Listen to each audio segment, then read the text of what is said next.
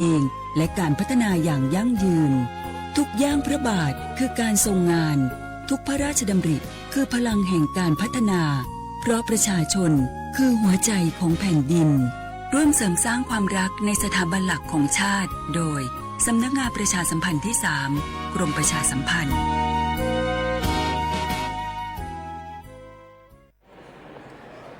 รู้ยังสปสช.มอบสิทธิให้คนไทยทุกคนป้องกันก่อนป่วยฟรีไม่ว่าจะเป็นฉีดวัคซีนรับยาคุมกำเนิดถุงยางอนามัยคัดกรองมะเร็งปากมดลูกมะเร็งลำไส้ใหญ่ตรวจเบาหวานความดันโลหิตสูงเจาะเลือดตรวจคอเลสเตอรอลหรือฝากครรภ์และคุมกำเนิดเป็นต้นเพื่อลดความเจ็บป่วยและประหยัดค่ารักษาพยาบาลตรวจสอบสิทธิได้ง่ายๆที่แอปเป๋าตังกระเป๋าสุขภาพเมนูสิทธิสุขภาพดีป้องกันโรคสอบถามเพิ่มเติมสายด่วนสปสช1330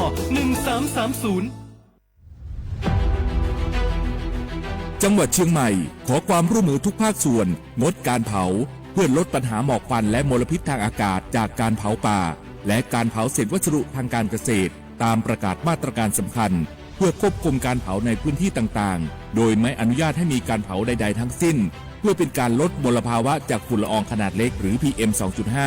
ตั้งแต่วันที่ 1 มกราคมถึง 31 พฤษภาคม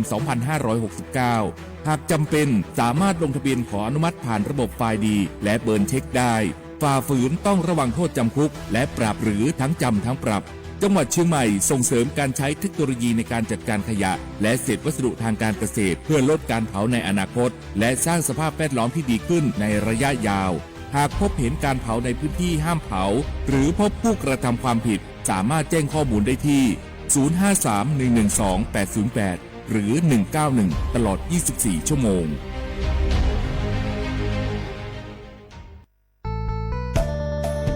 สถานีวิทยุกระจายเสียงแห่งประเทศไทยจังหวัดเชียงใหม่กรมประชาสัมพันธ์ประกาศรับสมัครบุคคลเป็นลูกจ้างเหมาบริการตำแหน่งพนักงานกระจายเสียงภาษาเมียนจำนวน1อัตราเพื่อเป็นตัวแทนนำข่าวสารร่วมพัฒนาคุณภาพชีวิตชาวเมียนและเผยแพร่วัฒนธรรมท้องถิ่นให้เป็นที่รู้จักผู้สนใจยื่นใบสมัครด้วยตนเองได้ที่งานธุรการสถานีวิทยุกระจายเสียงแห่งประเทศไทยจังหวัดเชียงใหม่ตำบลช้างคลานอำเภอเมืองจังหวัดเชียงใหม่ตั้งแต่บัดนี้เป็นต้นไปจนถึงวันที่31พฤษภาคม2569สอบถามข้อมูลเพิ่มเติมได้ที่053-276-068ในวันและเวลาราชการมังเลี้ยวเอาเก่งเศร้าก็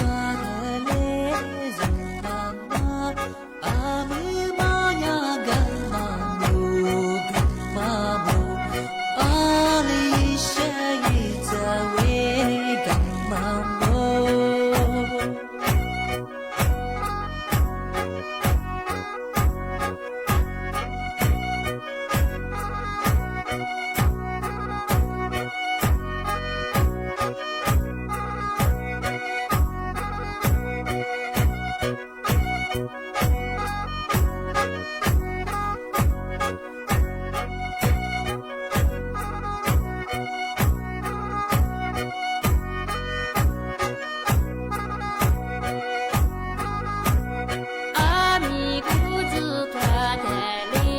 斯玛玛，阿玛玛呀嘎玛勒嘎玛勒，阿里因是一天嘞嘎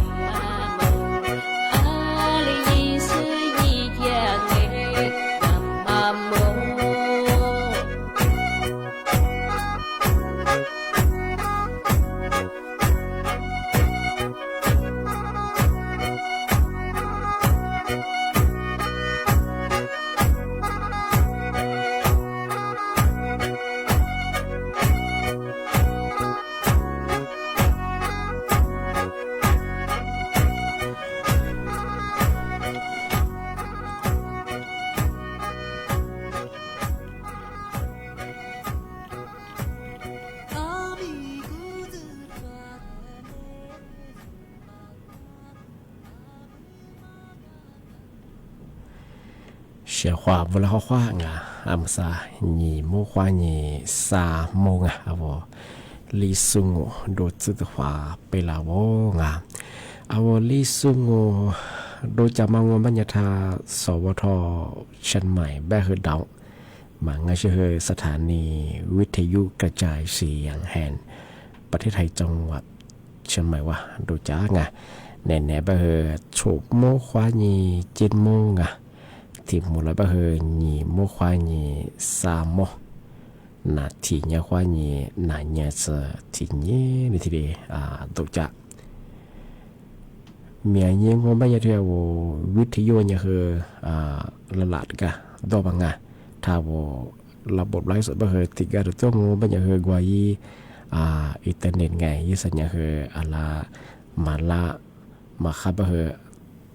หมอไลฟ์สดแบบคือจวงไงแต่มาคือตลอดงานมันคือมันจะถูกขวางช่องไงที่ว่าขึ้นหลังมันยากคือไงที่วิทยุยากคืออะไรเนี่ยคือทิ้งให้เปอร์เซ็นต์ไงไหมตลอดตัวสิ่งไงวิธีย่งมันยังคือทำไมยังคือกว่าปีข้างว่าจัวบางว่ายาว่าจับแบบคือติดกับตัวคือมีฮีโร่ห้าพยองไม่คงว่าอีสัญญามันคือติดก็เนี่ยมาสื่อที่จะใช้ช่องไงมันคือที่มันให้ลิเจอร์แหล่งช่องงานเอาวิธีย่งว่าคือว่ายี่ครึ่งความถี่เนี่ยคือที่ตัวลีเฮียสิจะชัวว่าจงเนี่ยคือดูหลัง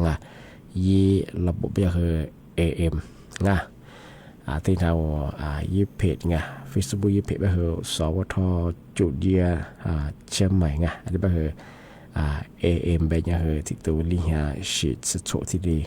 Facebook วางที่โค้งหาเนี่ยคือที่เรียกว่าที่แบบคือหมอแบบคือไงมาบอกว่ากดติดตามว่าแบบคือมีกดติดตามได้ไงที่ว่าจบแพ้ว่าเชื่อว่าไงว่าอาจจะอันนี้จะก็ปาร์นี่คือไงช่วงไงยาละก็รายการที่สมมติดีวัดที่จะช่วงงาน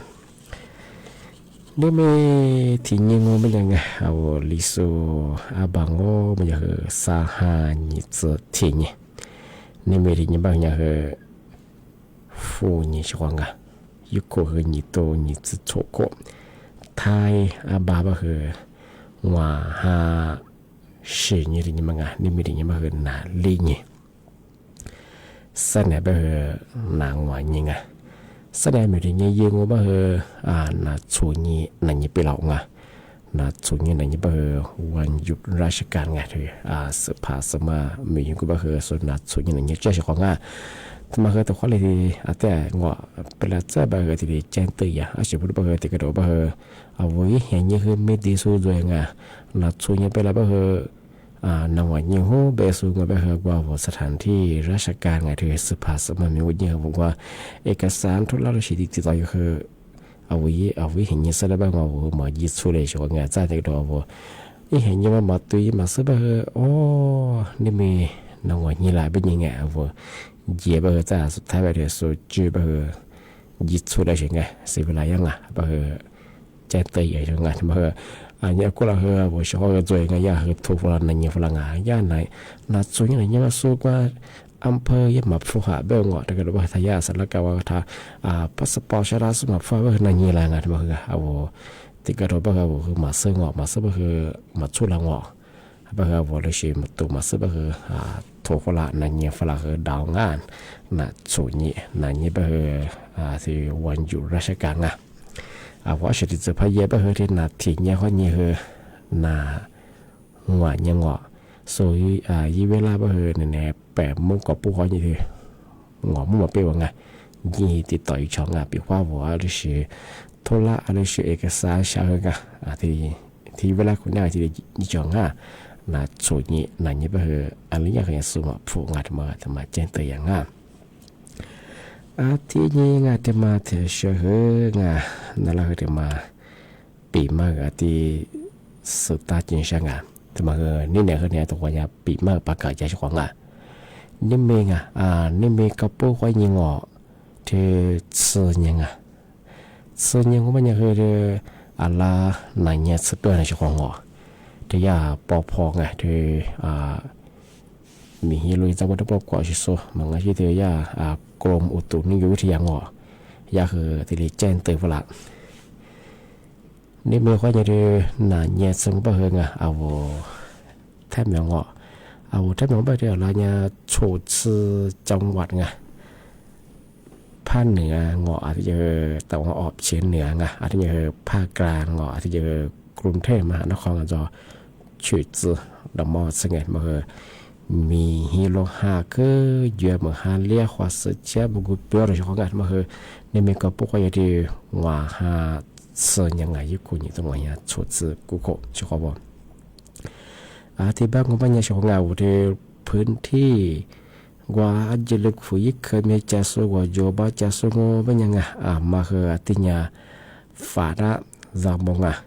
อาจจะแบบน่าเหมือนที่เฮียที่ยี่งอนี่เฮียที่ยี่พันเลี้ยบคือว่าโยบะเจ้าสู้บ่คือไงอันนี้แต่ยี่ขู่ก็เราที่คือไงเมื่อเกิดพันเลี้ยงงไม่งอที่สักว่าตีหนึ่งตีสองซึ่งงอมหาเลี้ยบเสร็จแล้วว่านอว่าอยู่ว่าบ่ค่อยยังงอสักเสียละงอบ่คืออาจจะดูคุยคือบ่คืออาจจะขึ้นอย่างบ่คือว่ามหาลีเสร็จบ่นอลูกเขายังคือรับประชีกว่าอย่างมั้งดินสลายมาคืองอมาคือจัวชิงไงมันพื้นที่งอปีความมือหาเกิดพันเลี้ยงยังงอไปอย่างคือไงเอาที่เชื่อจะสุบะไงพื้นที่มีความเสี่ยวจะสุบะคือมาคือตั้งยาฝาละจำหมดของงานมาคือเนี่ยกูเราที่เชื่อที่เลยมันคือจริงเนี่ยกูเราไม่คือหลักสุบะคือว่าที่สักก็ไม่คือยิมมันเขาจะเจอของมือหาคือเลยไม่คือนอกจากเขายังงอแล้วปัจจัยกว่าอย่างเราหลักสุเฮียปียมันงอไม่คือหลักสุเชื่อมาคือจัวงอาจจะไม่รู้ยาปอพองยาปอพอว่าคือกรมป้องกันไงอาจจะคือสถานภัยไงยาคือที่ดีกัดแถงงอที่ดีแจ้งเตือนอย่างที่นี่มีกระปุกยังงอก็คือที่ส่วนใหญ่สิมาคือฝาละจำโม่บริงานที่แบบก็ไม่ยังเอาอิสมาจาสูงเอาว่าคือดูสูแล้วก็เยอะมาคือว่าติดตามเงาะข่าวสารไงที่พยากรณ์อากาศว่ามีเราเขาจะได้ปฏิเดียมันนะที่ดีก็ตัวนี้นั่นหนาไปใช่ไงซาปีว่าวุ้ยาวที่กำมาเมื่อหาคือเลี้ยรถจะกุ้ยมาข้าจะกุ้ยเชี่ยวไปใช่ไงว่าคือที่ดีซะแบบว่ามาเยอะใช่ไงสมมติจะมาดังไม่ยังไงใช่ไหมมาคือพาเยอะไปใช่ไงแล้วก็เยอะที่เนี่ยโลเชื่อเหตุต่างเนี่ยเชื่องอ่ะทุกอย่างมองที่เนี่ยคือมีโลหะคือพยองไม่ได้กว่าสุดจิตเตชิปยามาหนามาง่อยไปดัมมอนก็จะมาขึ้นถ่ายเยอะแต่มาก็เราคือที่เลปีมาอย่างเมื่อขึ้นยังมีความเสี่ยงใช่ไงไม่เปี้ยบ้านง่อยไม่เชื่อจะมีโลหะคืออยู่แบบคือสุดเบียร์ลงว่าสุดที่ละก็ขวดจิตที่เราไม่ไปเบียร์มังแต่มาคือถึงมังที่จะคือว่ามาหาเลี้ยบกว่าสมัยจันยังคือโทรศัพท์นี้กันเนี่ยมาโทรศัพท์ตัวมาถ่ายยังมาขึ้นยังคือกุบไปว่าฟ้าผ่ามาขึ้นยังไงเวลาคืออย่างไรหน้างมาคือมาหาเลี้ยบคือเรียกว่าโทรศัพท์มีกันเนี่ยมาถ่ายยังที่ถึงบ้านก็บ้าคือ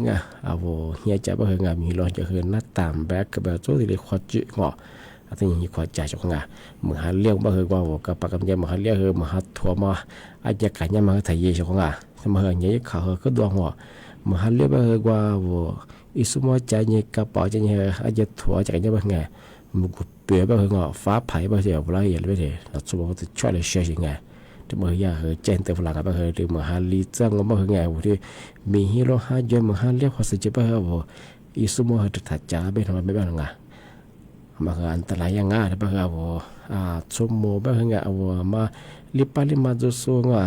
จานนี้ดูสูงบ้าคือที่เลยปีมากที่เลยก็ตื่นใจของมาคือยาที่เจนเตอร์ฝรั่งนี่มีก็พวกนี้ที่ว่าหาส่วนยังแต่มาหาลีมาที่จอบเรามาถึงมาเจนเตอร์อย่าง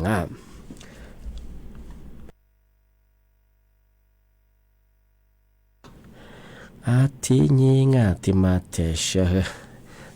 ที่มาปีมาสตาร์จีเช่ว่าชรังเดี๋ยวบางไม่ระยะกระทรวงสาธารณสุขไงมังอาชีพอาทิตย์ที่ยากรมอนามัยอาทิตย์กรมควบคุมโรคไงระยะนาทปัวเน็ตสตปัวกว่าชุดที่ดีเน้นนายมีละแจ้งเตยฝรั่งเอามาเน็ตเนมีไงพาวจังเป็นยังว่าระบบออนไลน์ข้อนี้วัวมาartinya มีเชื้ออันตรายมีความเสี่ยงสูงยังไม่ใช่ไงว่าฟุตบอลเลยว่ามังงเอากูดูคือ อันตรายนะไม่ใช่ไงเอาเธอเน็ตในมีไงเธอบอกว่าออนไลน์ข้อนี้ข้อบอกมาไงสิพูดอันตรายยังงเป็นยังไงยุติมังเป็นยังไงเน็ตว่าว่าปฏิกับยังไงย่าชาละมาขยันก็สู้ออยข้อนี้บอกว่ารับรองได้งอสมัครกุยได้มาตุยแล้วเป็นไงเน็ตอะไรอยู่บนนั่งมาซื้อเฉยไงอะไรแบบ说เวลาที่วัวตื่นก็ละว่าเจ้าจ้างงูไม่ยังไงวัวกูเดือวัวน้ำมาขลิจะมาที่ตัวขวาก็จะขึ้นน้ำว่าเจ้ามีแต่เขามาเฮงวัวจะขึ้นมันนางว่าเจ้ามีมาเขาเฮในจังหวัดจากจะแพ้ดินน่ารงว่าและแพ้ดินน่ารพอเขาฉุนน่ารงว่าเจ้ากูเลยที่เล็กเก็บไงจะมาเฮขึ้นยังมีความเสียยังไงขึ้นยังมีเชื่อยังไงที่ข้อนี้เท่าวัวเนสนั่นมีพระพุทธเจ้าไม่เฮงไงเท่าวัวออนไลน์ข้อนี้ว่ามาขยันมาในนายยิงอ่ะบ้านเรามากกว่าวัวเน็ตสิเฮียมังอาชีพว่าโซล้างขายยางอ่ะที่ยิ่งคือความวุ่นวายไม่ใช่ไงเอาที่ล้างขายยาไปเพราะว่าใจก็คือสุยุวุสุงอย่าหมอพาหมอมาคือสุในนายยังไงโนเน็ตจะมาเน็ตจะมาแพ้ยังไงงอจะมาแพ้ยังไงมาแพ้ยังไงอะไรเงี้ยก็คือสุทีเดียปีมากทีเดียเน้นนายยังอ่ะจะจากกันยังที่สุดจะงอจะมาจากกันยังคือกุลีจะยิ่งสุดจะสุดจะบ้างอ่ะสุดที่นั่นนายยังอ่ะอันนู้นก็ปีว่านู้นว่าเอาที่ออนไลน์ถ้าข้อนี้วางบ้างอ่ะปีว่าที่เอาเฟซบุ๊กข้อนี้สายมาติดต่อข้อนี้วางมาคือสุนัขเบลล์งอจะจากกันยังยิ่งสุดจะง่ะที่นี่มาคือในนี้จีบุกเคจีที่ก็ทำมาคือถ้าเจอจ่าเป็นไงสุดที่มาในนายยังไงมาเบลยังไงอาทิตย์ข้อนี้ไงเอาที่ออนไลน์ข้อนี้พอแบบว่าคือไงคือยังมีเชื่อยิ่งมีความเสี่ยงตัวเช่นไงที่ข้อนี้คือมาคือจามโมไงที่มาที่เชื่องูไม่ยังคือไงตัวยากลุ่มมิชาชีไงหลัดชมคาสเบอร์ในส่วนที่มีคือหัวยางอยิบผียิบเสือผีแยะงอเอาว่าแต่เรางูไม่ยังที่ผู้บ่าวโอ้ไม่ยังที่จะซื้อคือหมอกว่าจะซื้อว่าเป็นกว่าคือที่จะเบลล์คือที่จะสูบลังที่มาคือยังคือมีความเสี่ยงสูงยังที่เป็นยังไงช่วงไงเน็ตเนี่ยมีกูเดือดชาโกจากกูไม่ยังที่ออนไลน์ข้อนี้ว่ามาคือยังคือยังมีความเสี่ยงมีเชื่อไปถึงไง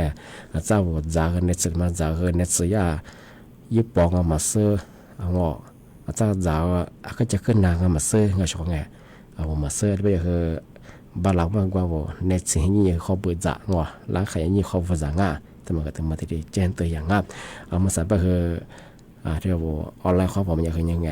คือตุยมากู้ที่นี่ส่วนนี้คือมันในนายมาเบะอะไรดีจามังอาจารย์พอบอกว่าเน็ตสิ่งมันคือส่วนยี่ปอชาลันยังคือยี่ออยของมันจะเป็นไงแต่ละตัวจะเป็นคือจะขึ้นหนามังอาจารย์ว่าก็คือกูเดียวคือส่วนอะไรเป็นไงบางอย่างคืออันตรายยังไงเสียชื่อเป็นอะไรช่วงแต่คนยากคือแจ้งตัวฝรั่งที่ว่าซื้อยาไงออนไลน์เขาบอกมาคืออันตรายยาบุรุษทำมาคือทำมาปีมากทีเดียวแจ้งตัวอย่างที่แบบไงช่วงไงปีว่ามาเน็ตนี่มีภาษาพอบอกไงว่าเน็ตผมก็ยิ่งฟูจังในเวลาก็คือปลอดภัยยังไงเขาว่าจีบว่าถ้าอินเทอร์เน็ตเขานี้สายถ้าเฟซบุ๊กเขานี้สายยังได้แบบไงที่มาคือเนี่ยคือมีเชื่ออันตรายยังบางช่วงบางยิ่งเวลาแต่งก็เป็นกว่าคือกูเดี๋ยวคือปลอดภัยยังผู้บางสุขคือเต็มหน้าช่วงผู้บางมากูแต่บางคือเนี่ยข้างงานบางเน็ตสีให้มีอยู่เขาจะง่ายช่วงที่แบบยังไงที่มาแต่เชื่อคือไงนั่นแหละคือหมกว่าแต่ว่าเงินอะไรช่วงว่าช่วงถ้าวิทยุนั่นจะสูงอะไรสวดที่สุดก็คือขวาง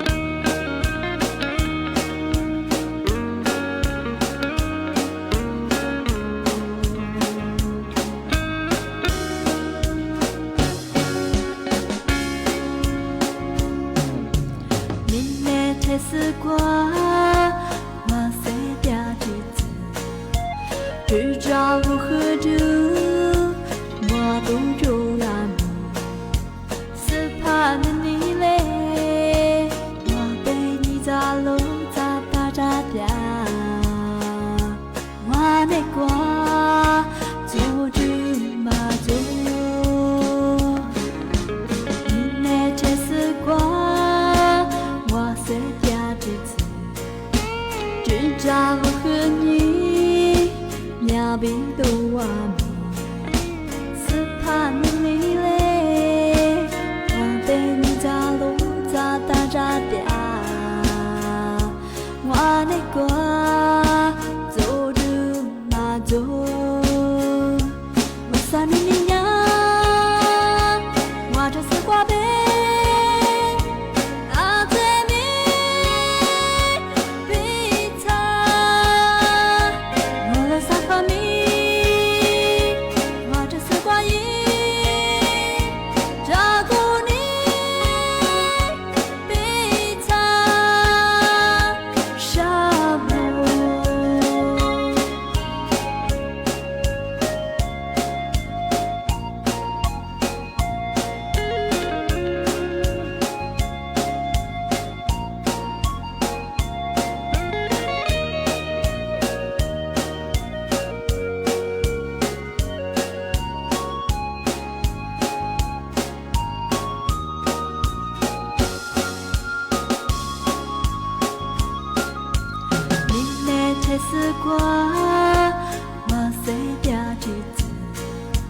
只找我喝着，我都做了梦，只怕你嘞，我对你咋路咋打咋掉，我的瓜做着嘛做，你没吃丝瓜，我谁家之子，只找我和你。要比多完美，只怕你嘞，我对你咋路咋打咋掉，我的瓜做着嘛做，我啥你呀，我这是瓜呗。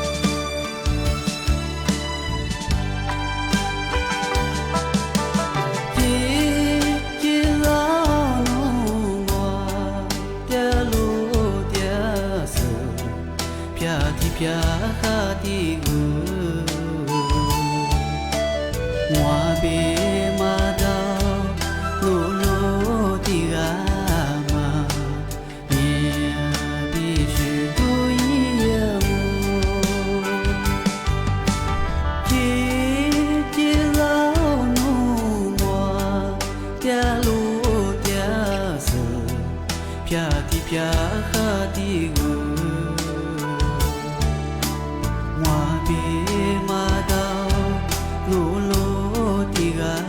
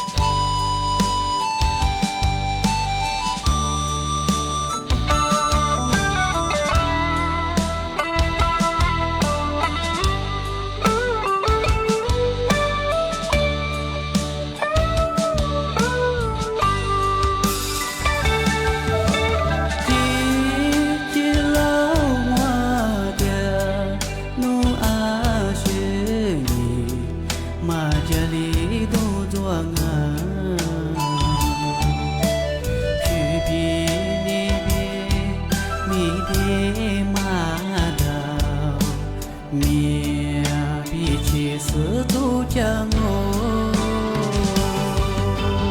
nụ ly ngoan nhà ở ly thì như bị giấc hư thả mi đi lẽ ngã chỉ chờ nụ ly nhà ngoa ly ngô ali thì mẹ bị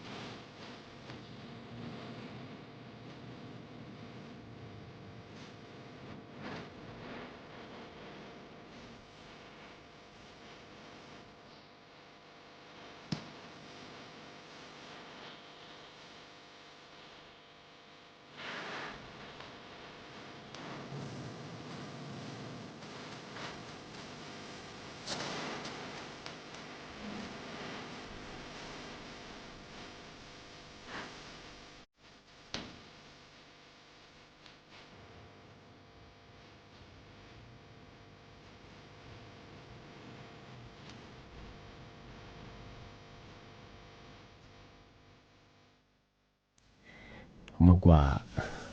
ทิ้งจุมันยังคือเอาผืนผ้าผืนมาจากกูเบสมันก็เป็นไงอันนี้เราลิโซผืนผ้า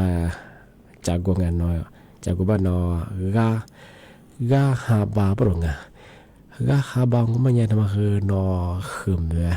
แต่ปวดได้ช่วงไงว่าคือตัวยิ้มจงอ่ะก็คือยืนยี่ช่อช่วงไง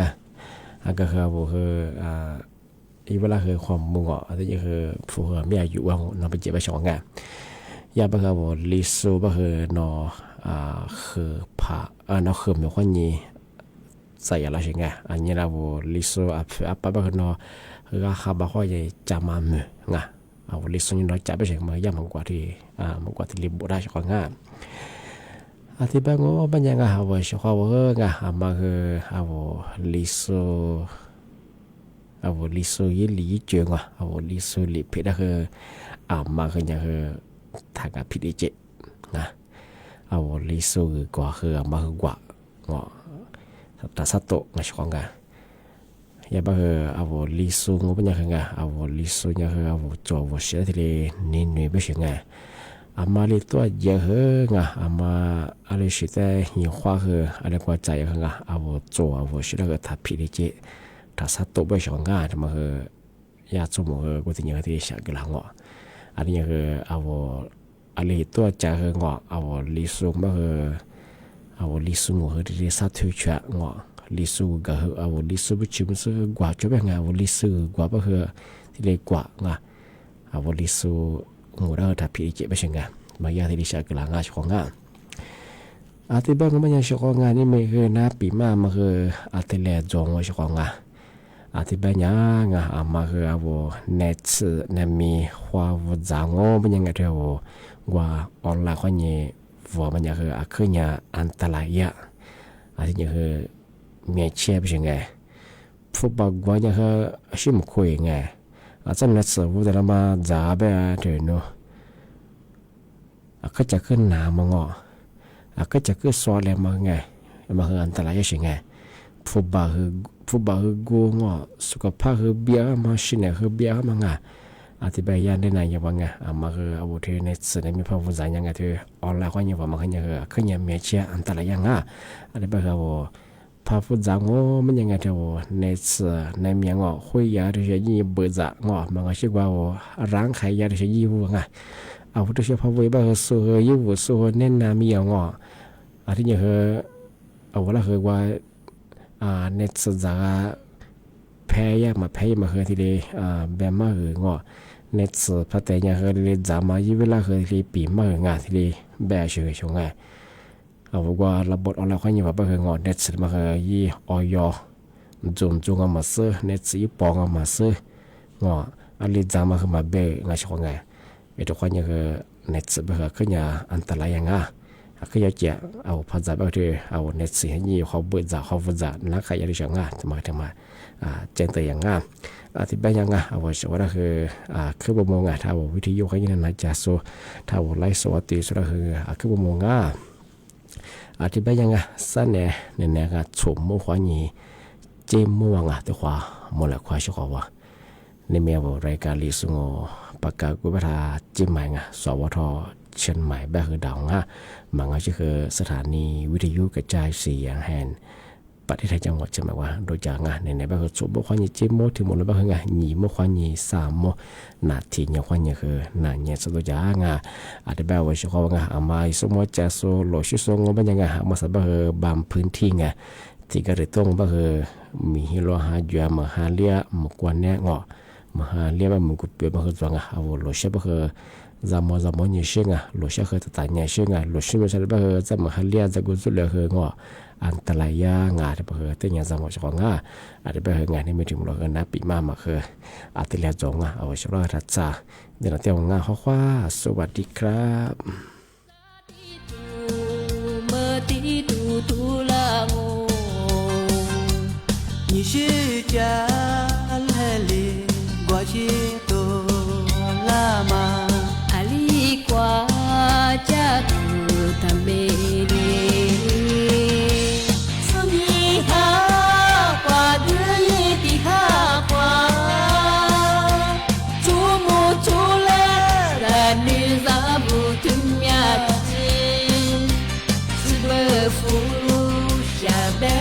是谁？不知么子白骨。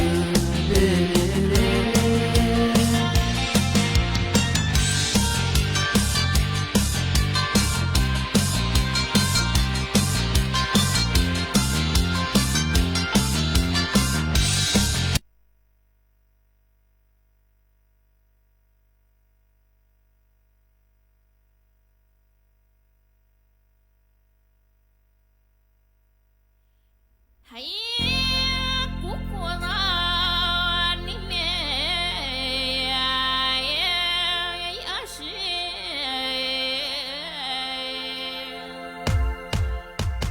撒哈么古就老了，你哈罗哈就老了，阿米阿是下要我，父我都支持老了，家务是支持老了，阿米话帕克娜娜都走了，马夏娜娜过走了。阿米话帕克娜娜都在呢哦，马夏娜娜过走呢哦，就是皮么头个呗，个把都插住个呗，提不提多付到了，你不啥做家手了，阿和阿里付的，个就把了家手，咦，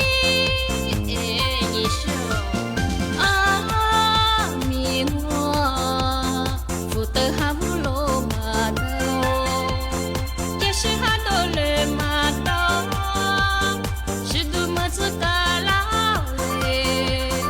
Walau meleda laule, aniwa sedut hadu wa majole, walau hadu mayale.